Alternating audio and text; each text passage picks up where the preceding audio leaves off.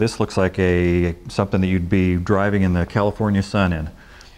This is similar to that rat rod type car that we saw over there, only this one's done really nice, and it's very fast because it's got a modern motor in it. It'll smoke the tires in any gear that you run it in. In fact, when it shifts, it's got an automatic in it. When it shifts, the car sets sideways due to the torque. It's a real ride, let me tell you.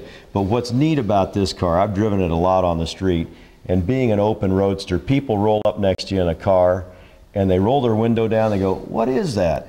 And they're giving you a thumbs up, and it's just really a lot of fun to drive this car. This car won at the Grand National Roadster Show in 2000, and it's won at the Road King Show and also Blackie Jujian's Fresno Autorama.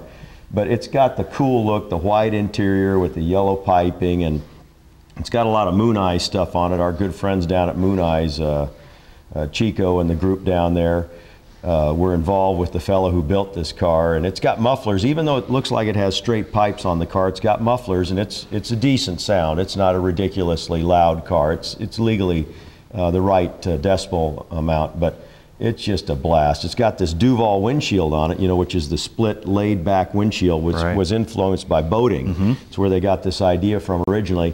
And you don't find track roadsters for the most part with these Duval windshields. So there are some things on it that are really neat about it. And of course, for a lot of people who don't know, a track roadster on the street is signified by the race car nose on it.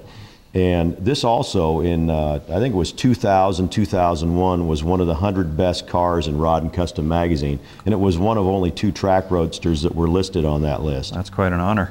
Yeah, it really is. And the car is really beautifully done. It's got 2 radiators, so you can drive in the slow speed cruising traffic. It's got one back here in the trunk and one up front.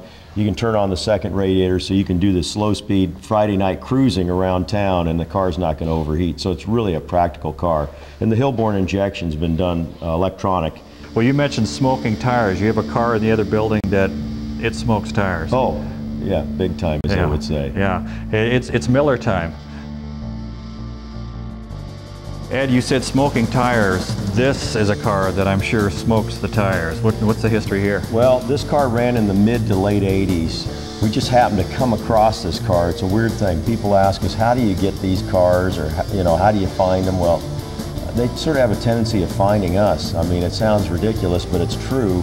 We were down at Bowling Green, Kentucky, and this car rolled out of a trailer next to our exhibit. And we find out, hey, look, there's the Miller High Life funny car that we sponsored for all those years sitting next to us, and it didn't have our decals back on it because the guy just finished the restoration of it. You know, if we'd been out looking for this car, we probably would have looked and looked and looked and never found it.